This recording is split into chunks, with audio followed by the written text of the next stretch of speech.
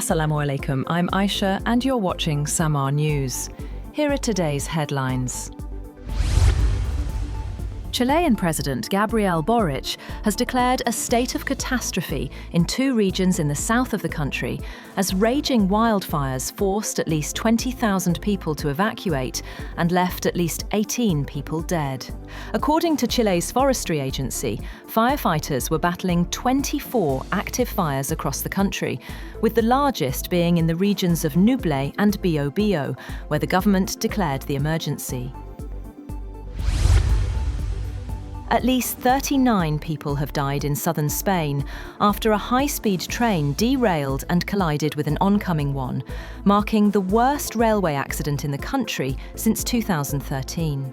The accident left 122 people injured, with 48 still in hospital and 12 in intensive care. Drone footage at the scene showed twisted carriages lying on their side under the glare of floodlights. Some passengers had climbed out of smashed windows, while others were wheeled away on stretchers. At least 5,000 people have reportedly been killed in nationwide protests across Iran, including around 500 security personnel, marking the deadliest unrest since the 1979 revolution. An Iranian judiciary spokesperson said executions may go ahead, warning that some protest actions have been classified as mohareb, an offence punishable by death under Islamic law.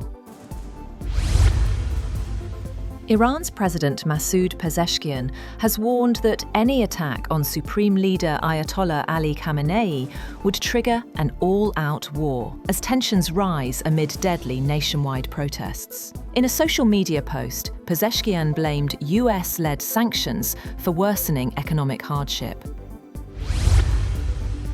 At least 27 members of a leftist guerrilla group in Colombia have been killed in clashes with a rival faction in a fight over control of a jungle area in central Colombia.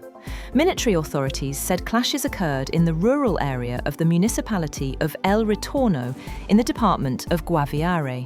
The clashes took place between a faction of the Revolutionary Armed Forces of Colombia, led by Nestor Gregorio Vera, known by his war name Ivan Mordisco, and another led by Alexander Diaz Mendoza, alias Calarca Cordoba.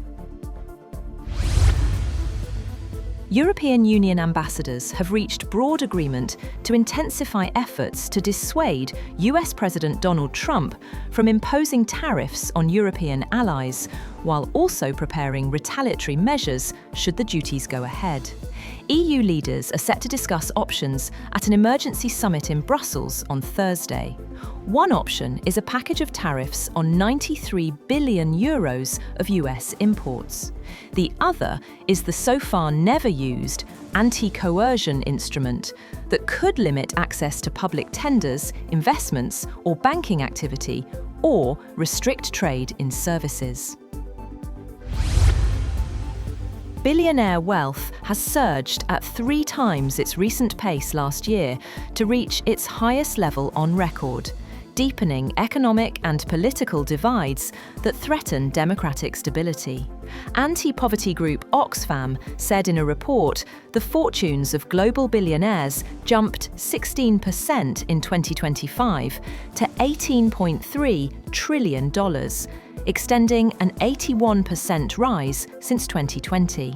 The gains happened even as 1 in 4 people worldwide struggle to eat regularly, and nearly half the global population live in poverty. That's all for now. For more updates, visit www.samar.tv. Thank you for watching Samar News.